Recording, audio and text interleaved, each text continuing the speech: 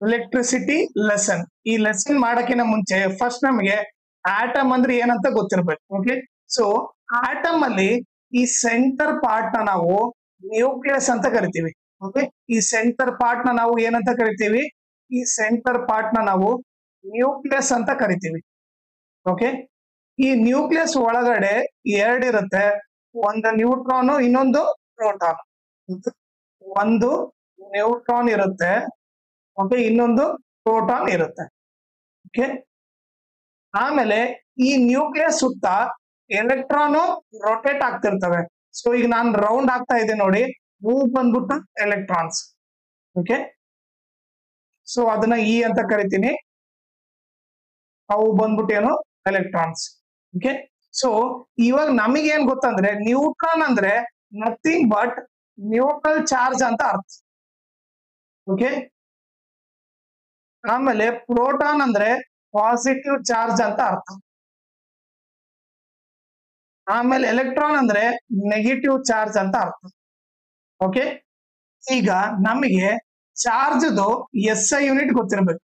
Charge S I unit ಬಂದ್ಬಿಟ್ಟು, okay, S I unit ಬಂದ್ಬಿಟ್ಟು ಏನು? ಕೂಲಂಬ್.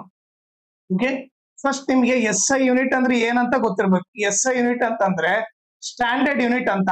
ಓಕೆ, ಈಗ ಎಕ್ಸಾಂಪಲ್ ನಾನು ಡಿಸ್ಟೆನ್ಸ್ ತಗೊಂಡೆ ಅಂತ ಅನ್ಕೊಳ್ಳೋಣ. ಡಿಸ್ಟೆನ್ಸ್ ನಾವು ಎದ್ರಲ್ಲಿ ಮೆಷರ್ ಮಾಡ್ತೀವಿ? ಐದರ್ ಸೆಂಟಿಮೀಟರ್, ಮೀಟರ್ ಆರ್ ಕಿಲೋಮೀಟರ್, ಇದ್ರಲ್ಲಿ ಮೆಷರ್ ಮಾಡ್ತೀವಿ. ಬಟ್ ಡಿಸ್ಟೆನ್ಸ್ ಗೆ ಸ್ಟ್ಯಾಂಡರ್ಡ್ ಯೂನಿಟ್ ಬಂದ್ಬಿಟ್ಟು ಏನು? ಮೀಟರ್. ಅದೇ ರೀತಿ ಚಾರ್ಜ್ ಗೆ ಸ್ಟ್ಯಾಂಡರ್ಡ್ ಯೂನಿಟ್ ಬಂದ್ಬಿಟ್ಟು ಏನು? ಕೂಲಂಬ್. ಓಕೆ, ಈಗ ಪಾಸಿಟಿವ್ ಚಾರ್ಜ್ ವ್ಯಾಲ್ಯೂ ಬಂದ್ಬಿಟ್ಟು, ಪಾಸಿಟಿವ್ ಚಾರ್ಜ್ ವ್ಯಾಲ್ಯೂ ಬಂದ್ಬಿಟ್ಟು ಪ್ಲಸ್ 1.6 ಇಂಟು 10⁻−19 ಕೂಲಂಬ್ ಆಗುತ್ತೆ.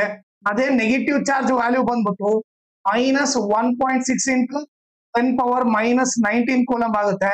ಅದೇ ನ್ಯೂಟ್ರಲ್ ಚಾರ್ಜ್ ಅಂದ್ರೆ ಇದ್ರ ವ್ಯಾಲ್ಯೂ ಬಂದ್ಬಿಟ್ಟು 0 ಇರುತ್ತೆ. ಓಕೆ, ಸೊ ನಿಮ್ಗೆ ಏನಂತಂದ್ರೆ ನ್ಯೂಟ್ರನ್ ಚಾರ್ಜ್ ಕೇಳಿದ್ರೆ 0, ಪ್ರೋಟಾನ್ ಚಾರ್ಜ್ ಕೇಳಿದ್ರೆ +1.6 ಇಂಟು 10⁻−19 ಕೂಲಂಬ್. ಅದೇ ಎಲೆಕ್ಟ್ರಾನ್ ಚಾರ್ಜ್ ಕೇಳಿದ್ರೆ -1.6 ಇಂಟು 10⁻−19 ಕೂಲಂಬ್ ಆಗುತ್ತೆ. ಇದು ಬಂದ್ಬಿಟ್ಟು ನಿಮ್ಗೆ ಗೊತ್ತಿರ್ಬೇಕು. ಆಮೇಲೆ ಈಗ ಗೊತ್ತಾದ್ಮೇಲೆ ಈ ಲೆಸನ್ ಅಲ್ಲಿ ನಾನು ಚಾರ್ಜ್ ಅಂತ ಯೂಸ್ ಮಾಡಿದ್ರೆ, ನೀವೇನಂತ ಅನ್ಕೊಳ್ರಿ? ಎಲೆಕ್ಟ್ರಾನ್ ಅಂತ ಅನ್ಕೊಳ್ರಿ. ನಾನೇನಾದ್ರೂ ಚಾರ್ಜ್ ಅಂದಿನಂದ್ರೆ ನಥಿಂಗ್ ಎಲೆಕ್ಟ್ರಾನ್ ಹೇಳಿನಂತ ಅರ್ಥ. ಅದೇ ನಾನು ಕಂಡಕ್ಟರ್ ಅಂತ ಹೇಳಿದ್ರೆ, ಕಂಡಕ್ಟರ್ ಅಂತ ನಥಿಂಗ್ ಬಟ್ ವೈರ್ ಅಂತ ಅನ್ಕೊಳ್ರಿ. ನಾನು ಎಲ್ಲೆಲ್ಲಿ ಚಾರ್ಜ್ ಯೂಸ್ ಮಾಡ್ತೀನೋ ಅದ್ರ ಅರ್ಥ ಏನು? ಎಲೆಕ್ಟ್ರಾನ್. ಎಲ್ಲೆಲ್ಲಿ ಕಂಡಕ್ಟರ್ ಅಂತೀನೋ ಅದು ನಥಿಂಗ್ ಬಟ್ ಏನು? ವೈರ್ ಅಂತ ಅರ್ಥ. ಓಕೆ, ಈಗ ಎಲೆಕ್ಟ್ರಿಕ್ ಕರೆಂಟ್ ಅಂದ್ರೆ ಏನಂತ ನೋಡೋಣ. ಓಕೆ, ಸೊ ಫಸ್ಟ್ ನಾನೇನ್ ಮಾಡ್ತೀನಿ? ಒಂದು ವೈರ್ ತಗೊಂತೀನಿ. ಓಕೆ, ಸೊ ವೈರ್ ಅಂತಂದ್ರೆ ನಥಿಂಗ್ ಬಟ್ ಏನು? ಒಂದು ಕಂಡಕ್ಟರ್ ಅಂತ ತಗೊಂತೀನಿ. Okay,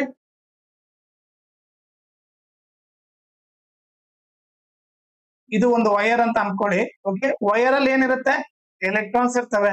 okay,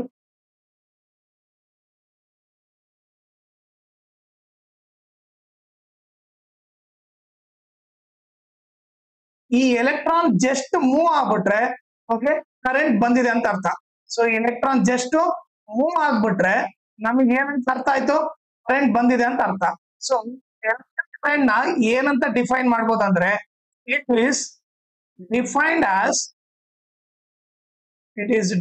as rate of flow of charge. Okay, so ನೀವೇ ನೋಡಿದ್ರೆ ಫ್ಲೋ ಆಫ್ ಚಾರ್ಜ್ ಅಂತ ನಥಿಂಗ್ ಬಟ್ ಏನು? ಎಲೆಕ್ಟ್ರಾನ್ ಮೂವ್ ಆದಾಗ. ಓಕೆ, ಚಾರ್ಜ್ ಅಂತ ನಥಿಂಗ್ ಬಟ್ ಎಲೆಕ್ಟ್ರಾನ್ ಮೂವ್ ಆದ್ರೆ ಕರೆಂಟ್ ಬಂದಿದೆ ಅಂತ ಅರ್ಥ. ಓಕೆ, ಸೊ ಇವಾಗ ಇದು ಫಾರ್ಮುಲಾ ಬರಿ ಅಂದ್ರೆ ಏನ್ ಬರಿಬಹುದು? ಕರೆಂಟ್ ಸಿಂಬಲ್ ಬಂದ್ಬಿಟ್ಟು I is equal to Q/T ಅಂತ ಬರಿಬಹುದು. ಓಕೆ, ಯಾಕೆ ಅಂತಂದ್ರೆ ಅಲ್ಲಿ ನೀಟಾಗಿ ಏನ್ ಕೊಡಿದ್ರೆ ಫ್ಲೋ ಆಫ್ ಚಾರ್ಜ್ ಅಂದ್ರೆ nothing but Q, charge symbol ಬಂದ್ಬಿಟ್ಟು Q.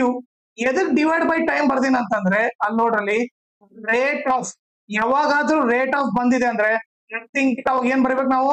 ಡಿವೈಡ್ ಬೈ T ಅಂತ ಬರಿಬೇಕು. Okay, nothing but time. Rate of ಅಂದ್ರೆ ನಥಿಂಗ್ ಬಟ್ ಏನು? Divide by time. ಸೊ ಇವಾಗ ಫಾರ್ಮುಲಾ ಏನಾಯ್ತು? I is equal to Q/T. ಇದು ಬಂದ್ಬಿಟ್ಟು ಕರೆಂಟ್ ಫಾರ್ಮುಲಾ. ಕರೆಂಟ್ ಸಿಂಬಲ್ ಏನು? ಓಕೆ, Q ಅಂದ್ರೆ ಏನು? ಇದು ಬಂದ್ಬಿಟ್ಟು ಚಾರ್ಜ್ ಸಿಂಬಲ್. ಟಿ ಅಂದ್ರೆ ನಥಿಂಗ್ ಬಟ್ ಆಮೇಲೆ ನಿಮ್ಗೆ S I unit of electric ಗೊತ್ತಿರ್ಬೇಕು. S I unit of electric current ಬಂದ್ಬಿಟ್ಟು ಆಂಪಿಯರ್.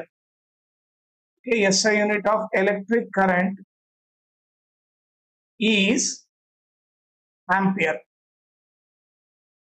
ಓಕೆ, ಆಂಪಿಯರ್ ಅಂದ್ರೆ ಏನು? ಆ ಸಿಂಬಲ್ ನಾವು ಕ್ಯಾಪಿಟಲ್ ಎ ಅಂತ ಹೇಳ್ತೀವಿ.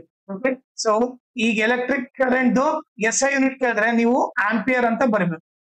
ಈಗ next, what is 1 ampere? Okay, ಈ ಕ್ವಶನ್ ಬಹಳ ಸರಿ ಕೇಳಿದರೆ.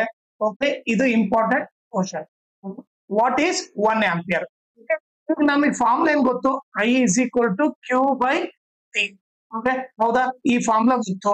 ನೀವು ಕರೆಂಟ್ ಬಂದ್ಬಿಟ್ಟು 1 ಆಂಪಿಯರ್ ಆಗ್ಬೇಕು ನನಗೆ. ಈಗ ಐ ವ್ಯಾಲ್ಯೂ ಎಷ್ಟು ಬರ್ಬೇಕು ನನಗೆ?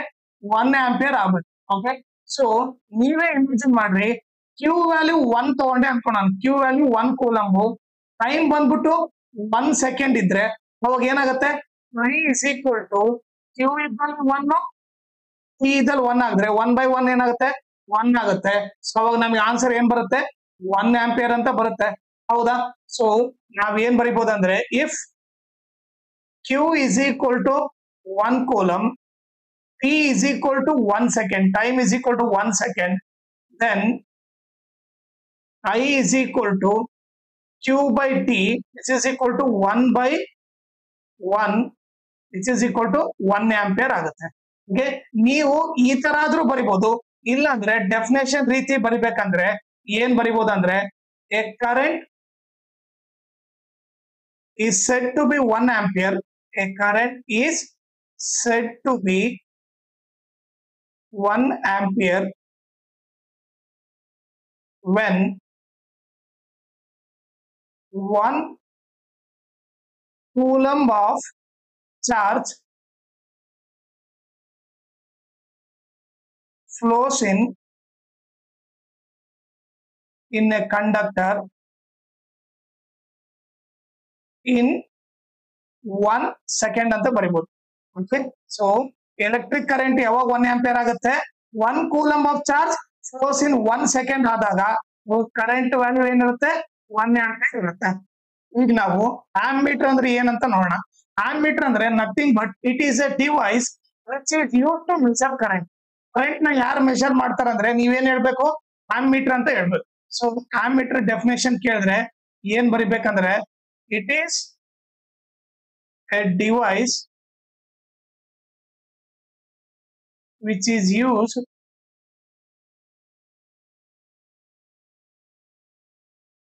to measure current. Okay, ammeter ಏನ್ ಮಾಡುತ್ತೆ? ಕರೆಂಟ್ ನ ಮೆಜರ್ ಮಾಡುತ್ತೆ. ಈಗ ನೆಕ್ಸ್ಟ್ ನೋಡ್ರಿ, ಡೈರೆಕ್ಷನ್ ಆಫ್ ಕರೆಂಟ್. ಈಗ ನಿಮಗೆ ಡೈರೆಕ್ಷನ್ ಆಫ್ ಕರೆಂಟ್ ಹೋಗಕ್ಕಿಂತ ಮುಂಚೆ ಒಂದ್ ಬೇಸಿಕ್ ಗೊತ್ತಿರಬೇಕು. ಈಗ ನೀವೇ ನೋಡ್ರಿ, ನಾನೇನ್ ಮಾಡ್ತೀನಿ, ಇವಾಗ ಒಂದು ವೈರ್ ತಗೊಂತೀನಿ. ಓಕೆ, ಸೊ ವೈರ್ ಅಂದ್ರೆ nothing but conductor ತಗೊಂತೀನಿ.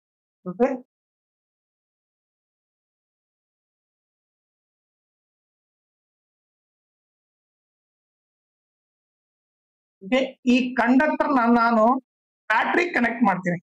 Okay, so ನಾನೇನ್ ಮಾಡಿದೆ? ಬ್ಯಾಟ್ರಿ ಕನೆಕ್ಟ್ ಮಾಡಿದೆ. ಓಕೆ, ಇದು ಬಂದ್ಬಿಟ್ಟು ಪಾಸಿಟಿವ್, ಇದು ಬಂದ್ಬಿಟ್ಟು ನೆಗೆಟಿವ್. ಓಕೆ, ಸೊ ವೈರ್ ಅಲ್ಲಿ ಏನಿರುತ್ತೆ? ಎಲೆಕ್ಟ್ರಾನ್ ಇರುತ್ತೆ.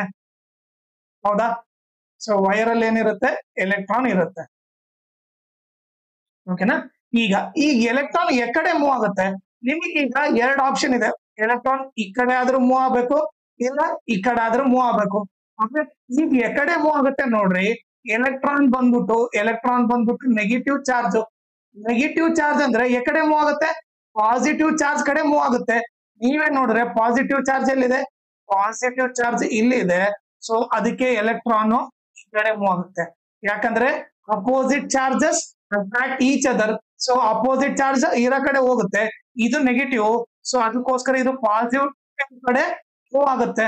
ಸೊ ನಾವಿವಾಗ ಎಲೆಕ್ಟ್ರಾನ್ ಡೈರೆಕ್ಷನ್ ಗೊತ್ತಾಯ್ತು. ಎಲೆಕ್ಟ್ರಾನ್ ಡೈರೆಕ್ಷನ್ ಏನು? ಈ ಕಡೆ ಮೂವ್ ಆಗುತ್ತೆ. ಹೌದಾ? ಸೊ ಇದು electron direction. But current direction ಬಂದ್ಬಿಟ್ಟು ಅದ್ರ ಅಪೋಸಿಟ್ ಇರುತ್ತೆ.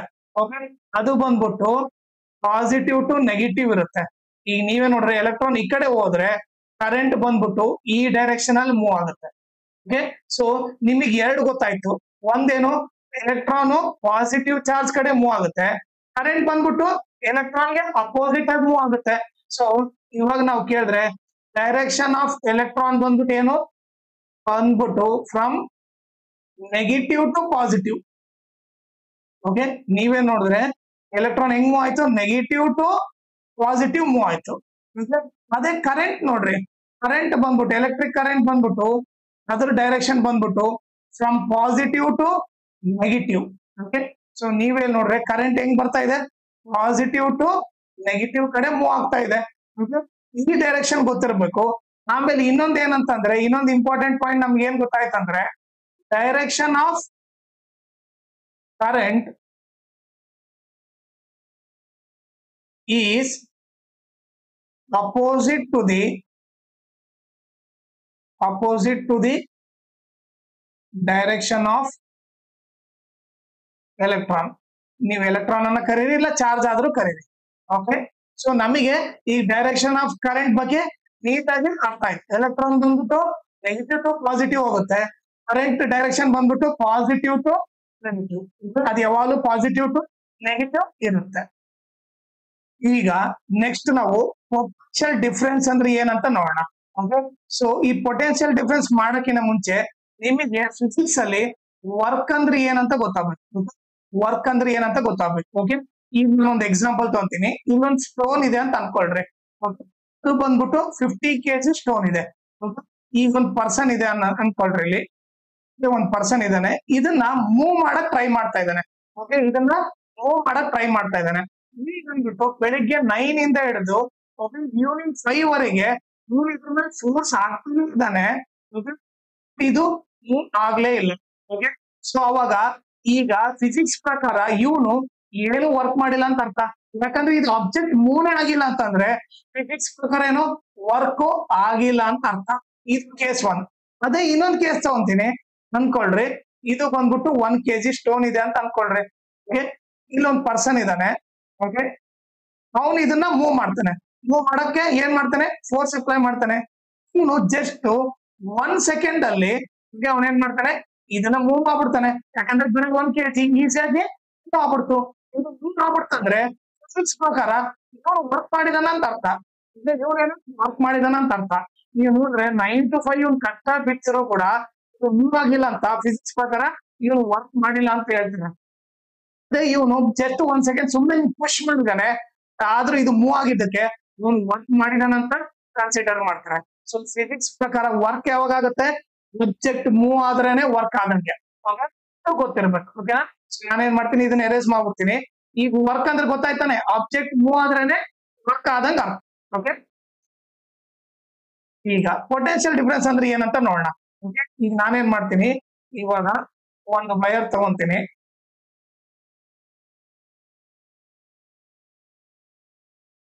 ಓಕೆ, ಈ ವೈರ್ ಅಲ್ಲಿ ಏನಿರುತ್ತೆ, ಎಲೆಕ್ಟ್ರಾನ್ ಇರುತ್ತೆ. ಕರೆಕ್ಟ್, ಈ ವೈರ್ ಅಲ್ಲಿ ಎಲೆಕ್ಟ್ರಾನ್ ಇರುತ್ತೆ. ಈಗ ನಮಗೆ ಕರೆಂಟ್ ಯಾವಾಗ ಬರುತ್ತೆ, ಈ ಎಲೆಕ್ಟ್ರಾನ್ ಮೂವ್ ಆದ್ರೇನೆ ಕರೆಂಟ್ ಬರುತ್ತೆ. ನಮಗೇನ್ ಗೊತ್ತು, ಈ ಎಲೆಕ್ಟ್ರಾನ್ ಮೂವ್ ಆದ್ರೇನೆ ನಮಗೆ ಕರೆಂಟ್ ಬರುತ್ತೆ ಅಂತ ಗೊತ್ತು.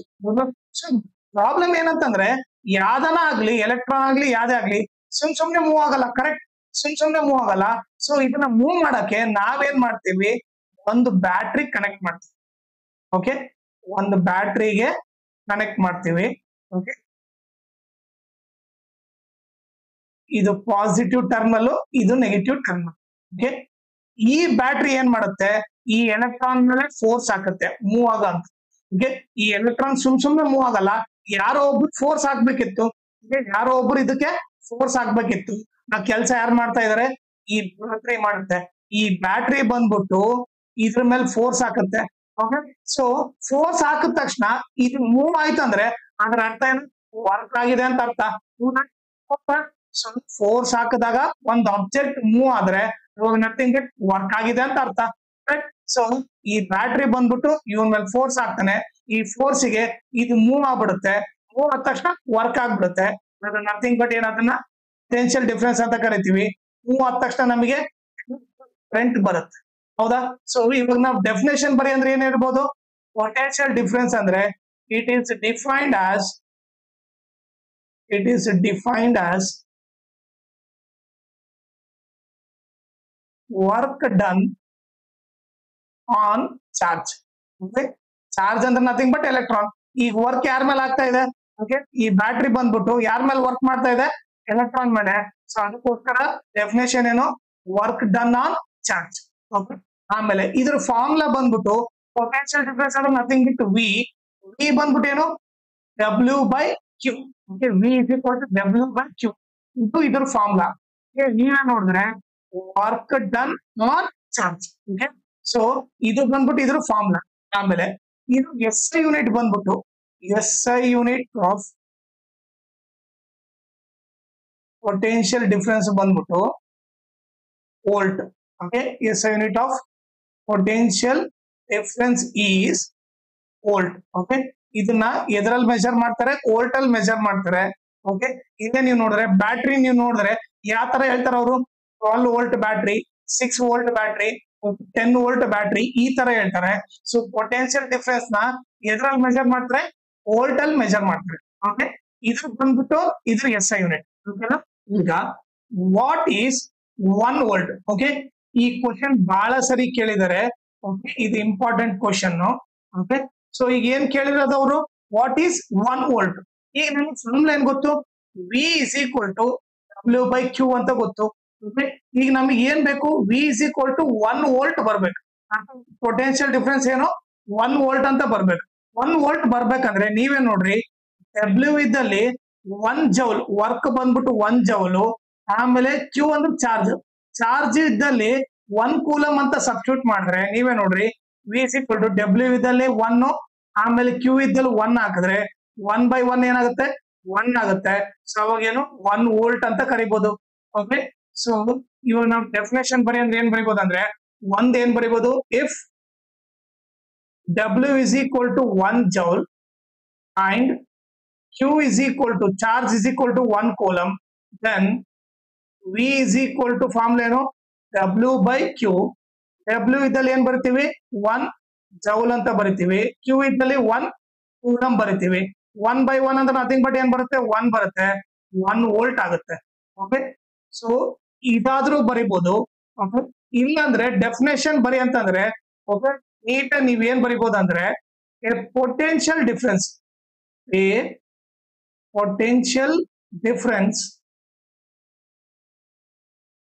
is said to be 1 volt when 1 joule of work is done on 1 coulomb of charge.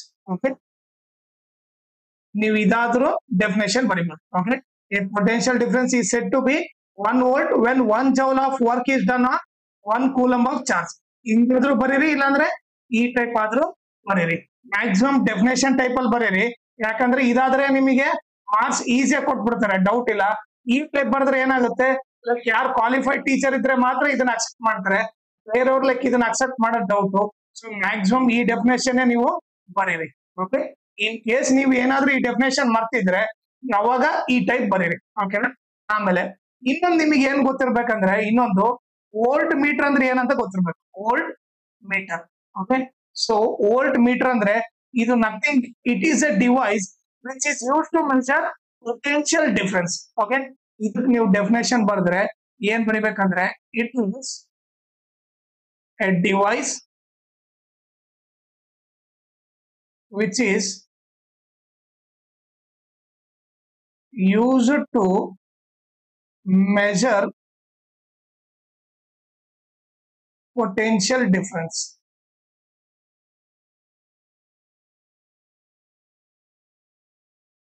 Okay, ಈಗ ಕಾಂಪೋನೆಂಟ್ ಸಿಂಬಲ್ಸ್ ನ ಯಾವ ತರ ಬರಿಬೇಕು ನೋಡ್ರಿ. ಈಗ ಫಸ್ಟ್ ಏನು, ಆನ್ ಎಲೆಕ್ಟ್ರಿಕ್ ಸೆಲ್ ನ ಯಾವ ತರ ರೆಪ್ರೆಸೆಂಟ್ ಮಾಡ್ಬೇಕಂದ್ರೆ, ಓಕೆ, ಒಂದು ಪಾಸಿಟಿವ್ ಟರ್ಮಲ್, ಇನ್ನೊಂದು ನೆಗೆಟಿವ್ ಟರ್ಮಲ್. ಓಕೆ, ಇದನ್ನ ಪಾಸಿಟಿವ್ ಅಂತ ಕರಿತೀವಿ, ಇದನ್ನ ನೆಗೆಟಿವ್ ಅಂತ ಕರಿತೀವಿ. ಸೆಲ್ ಅಂತ ಹೇಳಿದ್ರೆ ನೀವು ಈ ತರ ರೆಪ್ರೆಸೆಂಟ್ ಮಾಡ್ಬೇಕು. Second, A battery for combination of cells. So nothing but ಏನಂದ್ರೆ ಓಕೆ ಒಂದ್ 2-3 ಸೆಲ್ ನ ನೀವು ಕಂಬೈನ್ಡ್ ಮಾಡಿದ್ರೆ ಓಕೆ ಈಗ ನೋಡ್ರಿ ನಾನು 3 ಸೆಲ್ ನ ಕಂಬೈನ್ ಮಾಡಿದೀನಿ, ಇದು ಪಾಸಿಟಿವ್ ಇದು ನೆಗೆಟಿವ್. ಸೊ 3 ಸೆಲ್ ನ ಕಂಬೈನ್ ಮಾಡಿದ್ರೆ ಅವಾಗ ಏನಾಗುತ್ತೆ ಬ್ಯಾಟ್ರಿ ಆಗುತ್ತೆ. ಈಗ ಒಂದಿದ್ರೆ ಸೆಲ್ ಒಂದಕ್ಕಿಂತ ಜಾಸ್ತಿ ಇದ್ರೆ ಅದು ನಥಿಂಗ್ ಬ್ಯಾಟ್ರಿ ಆಗುತ್ತೆ. ನೆಕ್ಸ್ಟ್ ಥರ್ಡ್ ಏನ್ ಕೊಟ್ಟಿದ್ದಾರೆ ನೋಡ್ರಿ, ಕೀ ಆರ್ ಸ್ವಿಚ್ ಓಪನ್. ಇದ್ರ ಅರ್ಥ ನೋಡ್ರಿ, ಸ್ವಿಚ್ ಓಪನ್ ಅಂದ್ರೆ ಈ ತರ ನೀವು ಬರಿಬೇಕು. ಓಕೆ ಸೊ ಇದ್ರ ಅರ್ಥ ಏನಂತಂದ್ರೆ ಸ್ವಿಚ್ ಆನ್ ಮಾಡಿಲ್ಲ ಅಂತ ಅರ್ಥ. ಇದರ ಅರ್ಥ ಏನಂದ್ರೆ ಸ್ವಿಚ್ ಓಕೆ ಈ ಎಕ್ಸಾಂಪಲ್ ಅನ್ಕೊಂಡ್ ನಾನು ಫ್ಯಾನ್ ಸ್ವಿಚ್ ಅನ್ಕೊಂಡ್ರೆ ಅದು ಆಫ್ ಆಗಿದೆ ಅಂತ ಅರ್ಥ. ಓಕೆ ಸ್ವಿಚ್ ಆನ್ ಮಾಡಿಲ್ಲ ಆಫ್ ಆಗಿದೆ ಅಂತ ಅರ್ಥ. ಅದೇ ಫೋರ್ತ್ ನೋಡ್ರಿ, plug key or switch closed ಅಂತಂದ್ರೆ ಈಗ ಕ್ಲೋಸ್ ನ ನೀವು ಯಾವ ತರ ರೆಪ್ರೆಸೆಂಟ್ ಮಾಡ್ಬೇಕಂದ್ರೆ ಒಂದ್ ಡಾಟ್ ಇಟ್ಬಿಟ್ಟು ರೆಪ್ರೆಸೆಂಟ್ ಮಾಡ್ಬೇಕು. ಇದ್ರ ಅರ್ಥ ಏನಂದ್ರೆ ಸ್ವಿಚ್ ಆನ್ ಆಗಿದೆ ಅಂತ ಅರ್ಥ. ಓಕೆ ಸೊ ಈಗ ಫ್ಯಾನ್ ಸ್ವಿಚ್ ತಗೊಂಡ್ರೆ ಈಗ ನಾನು ಆನ್ ಮಾಡಿದ್ದೀನಿ, ಫ್ಯಾನ್ ತಿರುಗ್ತಾ ಇದೆ. ಸೊ ಓಪನ್ ಅಂತಂದ್ರೆ ಸ್ವಿಚ್ ಆಫ್, ಕ್ಲೋಸ್ ಅಂದ್ರೆ ಸ್ವಿಚ್ ಆನ್ ಅಂತ ಅರ್ಥ. Next A wire joint. ಈಗ 2 ವೈರ್ ಜಾಯಿಂಟ್ ಆಗಿದೆ ಅಂದ್ರೆ ಯಾವ ತರ ತೋರಿಸ್ಬೇಕಂದ್ರೆ ಅನ್ಕೋಣ, ಇದೊಂದು ವೈರ್ ಇದೊಂದು ವೈರ್, ಇವ್ರಿಬ್ರು ಜಾಯಿಂಟ್ ಆಗಿದ್ದಾರೆ ಅಂದ್ರೆ ಇವ್ರಿಬ್ರು ಮತ್ತೆ ಇಂಟರ್ಸೆಕ್ಟಿಂಗ್ ಪಾಯಿಂಟ್ ನಾವು ಡಾರ್ಕ್ ಆಗಿ ಮಾರ್ಕ್ ಮಾಡ್ಬೇಕು. ಸೊ ನಿಮ್ಗೆ ಎಕ್ಸಾಂಪಲ್ ಈ ಬ್ಲಾಕ್ ಕಲರ್ ಇಂದ ಮಾರ್ಕ್ ಮಾಡ್ತೀನಿ ನೋಡ್ರಿ, ಇವೆರಡು ಎಲ್ಲಿ ಇಂಟರ್ಸೆಕ್ಟ್ ಆಗ್ತಾವ ಅಲ್ಲಿ ಡಾರ್ಕ್ ಆಗಿ ಮಾರ್ಕ್ ಮಾಡ್ಬಿಡ್ರಿ, ನಮಗೆ ಏನಾಗುತ್ತೆ ಇವ್ರ 2 ವೈರ್ ಜಾಯಿಂಟ್ ಆಗಿದೆ ಅಂತ ಗೊತ್ತಾಗುತ್ತೆ. ನೆಕ್ಸ್ಟ್ 6th ಏನಿದೆ ನೋಡಿಲಿ, 6th ಬಂದ್ಬಿಟ್ಟು ನಿಮಗೆ ವೈರ್ ಕ್ರಾಸಿಂಗ್ ವಿತೌಟ್ ಜಾಯ್ನಿಂಗ್. ಈಗ ಇದನ್ನ ಯಾವ ತರ ರೆಪ್ರೆಸೆಂಟ್ ಮಾಡ್ಬೇಕಂದ್ರೆ 2 ವೈರ್ ಜಾಯಿನ್ ಆಗ್ತಿಲ್ಲ ಅಂದ್ರೆ ನೀವೇನ್ ಮಾಡ್ಬೇಕಂದ್ರೆ ಇದು ಒಂದು ವೈರು ಇನ್ನೊಂದು ವೈರ್ ಇದ್ರೆ ನೀವ್ ಈ ತರ ಬರೆದ್ಬಿಟ್ರೆ ಅದ್ರ ಅರ್ಥ ಏನು, ಇವೆರಡು ವೈರ್ ಜಾಯಿನ್ ಆಗಿಲ್ಲ ಅಂತ ಅರ್ಥ. ಜಾಯಿನ್ ಆದ್ರೆ ನಾವು ಟಚ್ ಮಾಡ್ಬಿಟ್ಟು ಒಂದು ಡಾರ್ಕ್ ಪಾಯಿಂಟ್ ಮಾರ್ಕ್ ಮಾಡ್ತೀವಿ, ಜಾಯಿನ್ ಆಗಿಲ್ಲ ಅಂದ್ರೆ ನಾವು ಈ ತರ ರೆಪ್ರೆಸೆಂಟ್ ಮಾಡ್ತೀವಿ. 7th electric bulb. Electric bulb ನ ಯಾವ ತರ ರೆಪ್ರೆಸೆಂಟ್ ಮಾಡ್ಬೇಕು ನೋಡ್ರಿ. ಓಕೆ ಒಂದು ಬಂದ್ಬಿಟ್ಟು ನೀವು ಈ ತರ ಆದ್ರೂ ರೆಪ್ರೆಸೆಂಟ್ ಮಾಡ್ಬೋದು, ಆರ್ ಇನ್ನೊಂದ್ ಏನಂತಂದ್ರೆ ಈ ತರ ರೆಪ್ರೆಸೆಂಟ್ ಮಾಡ್ಬಿಟ್ಟು ನೀವು ಓಕೆ ಈ ತರ ಆದ್ರೂ ರೆಪ್ರೆಸೆಂಟ್ ಮಾಡ್ಬೋದು, ಒಂದು ಪ್ಲಸ್ ಒಂದು ನೆಗೆಟಿವ್. ಓಕೆ ಮ್ಯಾಕ್ಸಿಮಮ್ ಇದನ್ನ ಪ್ರಿಫರ್ ಮಾಡ್ರಿ. ಮಲ್ಟಿಪಲ್ ಚಾಯ್ಸ್ ಅಲ್ಲಿ ಇದನ್ನ ಏನಾದ್ರು ಕೊಟ್ರೆ ಹಿಂಗ್ ಟಿಕ್ ಹಾಕ್ರಿ, ಬಟ್ ಮ್ಯಾಕ್ಸಿಮಮ್ ನೀವು ಇದನ್ನ ಬರೀರಿ, ಸೊ ದಟ್ ನಿಮ್ಗೆ ಈಸಿ ಆಗುತ್ತೆ. Next 8 a resistor of resistance R. Resistor ನ ಯಾವ ತರ ಬರಿಬೇಕು ನೋಡ್ರಿ. ಓಕೆ ಹಿಂಗ್ ಒಂದ್ ಲೈನ್ ಹಾಕ್ಬಿಟ್ಟು ಓಕೆ ಒಂದು 3 ಕರ್ವ್ ಹಿಂಗ್ ಬರ್ದ್ ಬಿಡ್ರಿ, ರೆಸಿಸ್ಟರ್ ಆಗುತ್ತೆ. 9th variable resistance R rheostat. ಇದು ಯಾವ ತರ ಬರಿಬೇಕು ನೋಡ್ರಿ, variable resistance. So first resistor ಹಾಕ್ಬಿಟ್ಟು ಓಕೆ ಮಧ್ಯದಾಗ ಒಂದು ಆರೋ ಮಾರ್ಕ್ ಹಿಂಗೆ ಕ್ರಾಸ್ ಮಾಡ್ಬಿಟ್ರೆ ಅದನ್ನ ವೇರಿಯಬಲ್ ರೆಸಿಸ್ಟೆನ್ಸ್ ಅಂತ ಕರೀತಾರೆ. ಇದನ್ನ ಇನ್ನೊಂದ್ ರೀತಿ ರೆಪ್ರೆಸೆಂಟ್ ಮಾಡ್ಬೋದು, ಏನಂದ್ರೆ ಒಂದ್ ರೆಸಿಸ್ಟರ್ ಬರೀರಿ, ಎಕ್ಸಾಕ್ಟ್ ಅದು ಸೆಂಟರ್ ಅಲ್ಲಿ ಒಂದ್ ಆರೋ ಮಾರ್ಕ್ ಈ ತರ ರೆಪ್ರೆಸೆಂಟ್ ಮಾಡ್ರಿ. ಐದರ್ ನೀವು ಈ ತರ ಆದ್ರೂ ಮಾಡ್ರಿ ಇಲ್ಲ ಈ ತರ ಆದ್ರೂ ಮಾಡ್ರಿ. 10th ammeter. ಆಮ್ಮೀಟರ್ ಯಾವ ತರ ರೆಪ್ರೆಸೆಂಟ್ ಮಾಡ್ಬೇಕಂದ್ರೆ ಓಕೆ ಒಂದ್ ಸರ್ಕಲ್ ಆಗ್ಬಿಟ್ಟು ಎ ಅಂತ ಬರೀರಿ. ಓಕೆ ಒಂದ್ ಕಡೆ ಪಾಸಿಟಿವ್ ಒಂದ್ ಕಡೆ ನೆಗೆಟಿವ್, ಪಾಸಿಟಿವ್ ನೆಗೆಟಿವ್. ಆಮೇಲೆ ವೋಲ್ಟ್ ಮೀಟರ್ ಅದೇ ರೀತಿ ಒಂದ್ ಸರ್ಕಲ್ ಹಾಕ್ರಿ, ಅದ್ರ ಒಳಗಡೆ ವಿ ಅಂತ ಬರೀರಿ, ಒಂದ್ ಕಡೆ ಪಾಸಿಟಿವ್ ಒಂದ್ ಕಡೆ ನೆಗೆಟಿವ್, ಪಾಸಿಟಿವ್ ನೆಗೆಟಿವ್. ಈಗ ನಾವು ಓಮ್ಸ್ ಲಾ ಅಂದ್ರೆ ಏನಂತ ನೋಡೋಣ.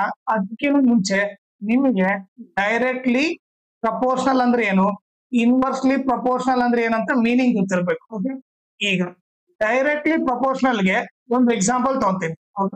ಎಕ್ಸಾಂಪಲ್ E2 ವೇಟ್ ಅಂತ ತಗೊಂತೀನಿ.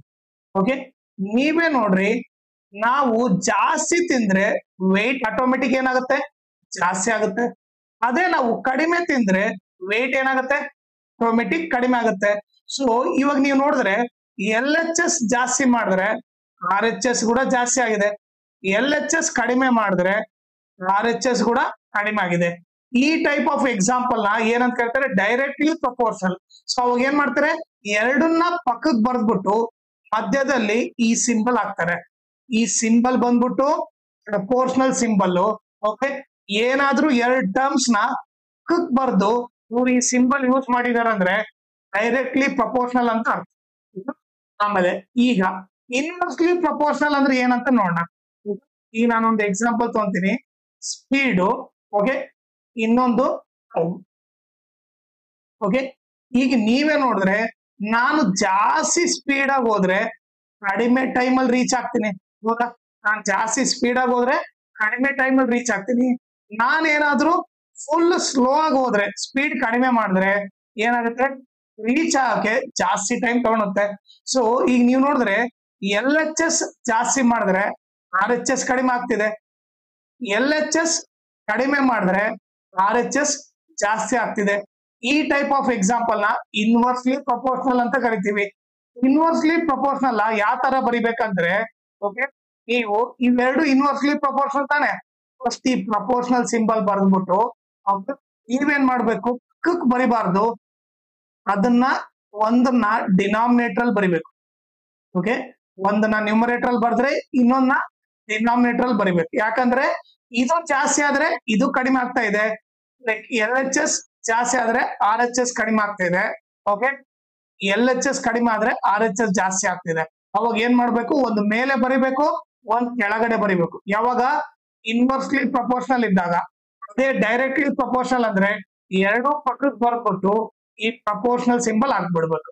ಓಕೆ, ಎರಡು ಪ್ರಪೋರ್ಷನಲ್ ಸಿಂಬಲ್ ಸೇಮ್, ಬಟ್ ನಮ್ಗೆ ಹೆಂಗ್ ಗೊತ್ತಾಗುತ್ತೆ ಡೈರೆಕ್ಟ್ಲಿ ಆರ್ ಇನ್ವರ್ಸ್ಲಿ ಅಂತ.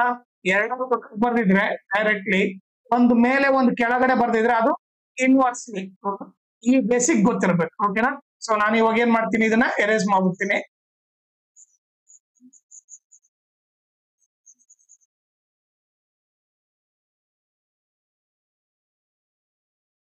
ಈಗ ಓಮ್ಸ್ ಲಾ ಏನ್ ಹೇಳುತ್ತಂದ್ರೆ, ಇದು ಬಂದ್ಬಿಟ್ಟು it States that potential difference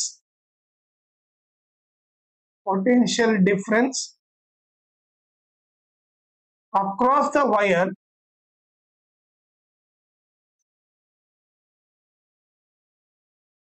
is directly proportional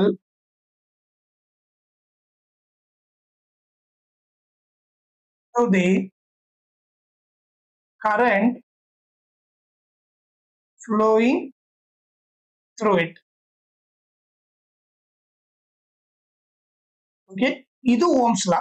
okay, ಇದು ಏನ್ ಹೇಳ್ತಾ ಇದೆ ಅಂದ್ರೆ, it state that potential difference across the wire is directly proportional to the current flowing through it. ಅಂದ್ರೆ ನಥಿಂಗ್ ಬಟ್ ಏನು, ಪೊಟೆನ್ಶಿಯಲ್ ಡಿಫರೆನ್ಸ್ ಬಂದ್ಬಿಟ್ಟು is directly proportional to current ಅಂತ ಹೇಳ್ತಾ ಇದ್ದಾನೆ.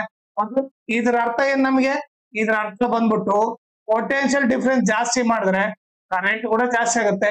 ಅದೇ ಪೊಟೆನ್ಶಿಯಲ್ ಡಿಫರೆನ್ಸ್ ಕಡಿಮೆ ಆದ್ರೆ ಕರೆಂಟ್ ಕೂಡ ಕಡಿಮೆ ಆಗ್ತಾ ಇದೆ ಅಂತ ಹೇಳ್ತಾ ಇದ್ದಾನೆ. ಅದು ಹೆಂಗ್ ಡಿಸೈಡ್ ಆದ್ರೂ ನೋಡ್ರಿ. ನಾನು ನಿಮ್ಗೆ ಎಕ್ಸಾಂಪಲ್ ತೋರಿಸ್ತೀನಿ, ಸೊ ದಟ್ ನಿಮ್ಗೆ ಈಸಿಯಾಗಿ ಅರ್ಥ ಆಗ್ಬಿಡುತ್ತೆ. ಈಗ ನಾನು ಒಂದು ವೈರ್ ತಗೊಂಡೆ ಅಂತ ಅನ್ಕೊಳ್ಳೋಣ.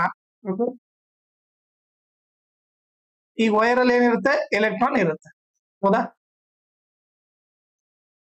ಈ ಎಲೆಕ್ಟ್ರಾನ್ ಮೂವ್ ಆಗ್ಬೇಕಂದ್ರೆ ನಾನು ಯಾವ್ದಕ್ಕೆ ಕನೆಕ್ಟ್ ಮಾಡ್ಬೇಕು, ಬ್ಯಾಟ್ರಿ ಕನೆಕ್ಟ್ ಮಾಡ್ಬೇಕು. ಹೌದಾ? ಸೊ ನಾನು ಬ್ಯಾಟ್ರಿ ಕನೆಕ್ಟ್ ಮಾಡ್ತೀನಿ. ಓಕೆ, ಈಗ ಇದು ಪಾಸಿಟಿವ್, ಇದು ನೆಗೆಟಿವ್ ಅನ್ಕೋಣ. ಓಕೆ, ಈಗ ಇದು ಪೊಟೆನ್ಶಿಯಲ್ ಡಿಫರೆನ್ಸ್ ಒಂದು 10 ವೋಲ್ಟ್ ಇದೆ ಅಂತ ಅನ್ಕೋಣ. ಹೌದಾ? ಸೊ ಈಗ ನೀವೇ ನೋಡಿದ್ರೆ ನಾನು ಈ ಪೊಟೆನ್ಶಿಯಲ್ ಡಿಫರೆನ್ಸ್ ಅಪ್ಲೈ ಮಾಡಿನಂದ್ರೆ ಈ ಎಲೆಕ್ಟ್ರಾನ್ ಏನಿರುತ್ತೆ, ಮೂವ್ ಆಗುತ್ತೆ. ಹೌದಾ? ಸೊ ಪೊಟೆನ್ಶಿಯಲ್ ಡಿಫರೆನ್ಸ್ ಆದ ತಕ್ಷಣ ಎಲೆಕ್ಟ್ರಾನ್ ಮೂವ್ ಆಗುತ್ತೆ, ನಮಗೆ ಕರೆಂಟ್ ಬರುತ್ತೆ. ಇದು ನಿಮಗೆ ಗೊತ್ತು. ಓಕೆ, ಈಗ ನಾನೇನ್ ಮಾಡ್ತೀನಿ, 10 ವೋಲ್ಟ್ ಇರೋದು ನಾನು 15 ವೋಲ್ಟ್ ಮಾಡಿದೆ ಅಂತ ಅನ್ಕೊಳ್ಳೋಣ. 15 ವೋಲ್ಟ್ ಮಾಡಿದಾಗ ಏನಾಗುತ್ತೆ, ನಾನು ಜಾಸ್ತಿ ಮಾಡಿದೆ. ಯಾವಾಗ ಪೊಟೆನ್ಶಿಯಲ್ ಡಿಫರೆನ್ಸ್ ಜಾಸ್ತಿ ಮಾಡ್ತೋ ಈ ಎಲೆಕ್ಟ್ರಾನ್ ಫಾಸ್ಟ್ ಆಗಿ ಮೂವ್ ಆಗಿ ಸ್ಟಾರ್ಟ್ ಆಯ್ತು. ಯಾಕಂದ್ರೆ ನಾನು ಇಲ್ಲಿ ನಥಿಂಗ್ ಬಿಟ್ ಫೋರ್ಸ್ ನ ಜಾಸ್ತಿ ಮಾಡಿದೀನಿ. ಇವಾಗ ಜಾಸ್ತಿ ಫೋರ್ಸ್ ಅಪ್ಲೈ ಮಾಡಕತ್ತೀನಿ. ಇವಾಗ ಫಾಸ್ಟ್ ಆಗಿ ಟ್ರಾವೆಲ್ ಆಗ್ತಾನೆ. ಫಾಸ್ಟ್ ಆಗಿ ಟ್ರಾವೆಲ್ ಆದ್ರೆ ಕರೆಂಟ್ ಜಾಸ್ತಿ ಬರುತ್ತೆ. ಓಕೆ, ಸೊ ಇಂಡೈರೆಕ್ಟ್ ಆಗಿ ಏನಂದ್ರೆ ಪೊಟೆನ್ಶಿಯಲ್ ಡಿಫರೆನ್ಸ್ ಜಾಸ್ತಿ ಮಾಡಿದ ತಕ್ಷಣ ಕರೆಂಟ್ ಏನಾಯ್ತು, ಜಾಸ್ತಿ ಆಯ್ತು. ಅದೇ ರೀತಿ ಈಗ ನಾನು ಈಗ ಮೊನ್ನೆ 10 ಇತ್ತಲ್ಲ, ಈಗ ನಾನು ಬರೇ 5 ವೋಲ್ಟ್ ಮಾಡಿದೆ ಅನ್ಕೊಳ್ಳೋಣ. ಕಡಿಮೆ ಮಾಡಿದ ತಕ್ಷಣ ಅವಾಗ ಏನಾಗುತ್ತೆ, ಈ ಪೊಟೆನ್ಶಿಯಲ್ ಡಿಫರೆನ್ಸ್ ಕಡಿಮೆ ಮಾಡಿದ್ರಿಂದ ಈಗ ಏನಾಗುತ್ತೆ, ಸ್ಲೋ ಆಗಿ ಮೂವ್ ಆಗುತ್ತೆ. ಇವಾಗ ಯಾವಾಗ ಸ್ಲೋ ಆಗಿ ಮೂವ್ ಆಗುತ್ತೋ ಇವಾಗ ಕರೆಂಟ್ ಏನಾಗುತ್ತೆ, ಆಟೋಮೆಟಿಕ್ ಕಡಿಮೆ ಆಗುತ್ತೆ. ಓಕೆ, ಸೊ ನಮಗೆ ಇವಾಗ ಏನ್ ಗೊತ್ತಾಯ್ತು ಅಂತಂದ್ರೆ, ಪೊಟೆನ್ಶಿಯಲ್ ಡಿಫರೆನ್ಸ್ ಜಾಸ್ತಿ ಮಾಡಿದ್ರೆ ಕರೆಂಟ್ ಕೂಡ ಜಾಸ್ತಿ ಆಗುತ್ತೆ. ಅದೇ ಪೊಟೆನ್ಶಿಯಲ್ ಡಿಫರೆನ್ಸ್ ಕಡಿಮೆ ಮಾಡಿದ್ರೆ ಕರೆಂಟ್ ಕೂಡ ಕಡಿಮೆ ಬರುತ್ತೆ. ಓಕೆ, ಸೊ ಅದು ಗೊತ್ತಾಯ್ತು. ಅದನ್ನೇ ಓಮ್ಸ್ ಲಾ ಹೇಳ್ತಾ ಇದಾರೆ. ಓಕೆ, ನಾನೇನ್ ಮಾಡ್ತೀನಿ ಇವಾಗ ಇದನ್ನ ಎರೇಸ್ ಮಾಡ್ತೀನಿ.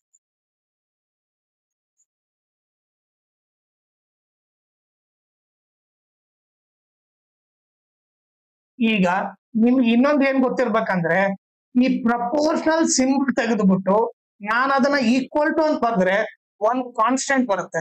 ಓಕೆ, ಸೊ ಈಗ ನೀವು ನೋಡಿದ್ರೆ ಈಗ ವಿ ಇದೆ, ನಾನೇನ್ ಮಾಡ್ತೀನಿ ಈ ಸಿಂಬಲ್ ನ ತೆಗೆದು ಈಕ್ವಲ್ ಟು ಅಂತ ಬರೆದ್ರೆ ಒಂದ್ ಕಾನ್ಸ್ಟೆಂಟ್ ಬರುತ್ತೆ.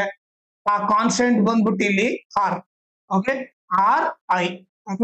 ಈಗ ನೀವು ನೋಡಿದ್ರೆ ಈ ಸಿಂಬಲ್ ತೆಗೆದ್ಬಿಟ್ಟು ಈಕ್ವಲ್ ಟು ಆದ ತಕ್ಷಣ ಒಂದು ಕಾನ್ಸ್ಟೆಂಟ್ ಆಟೋಮೆಟಿಕ್ ಬಂದ್ಬಿಡುತ್ತೆ.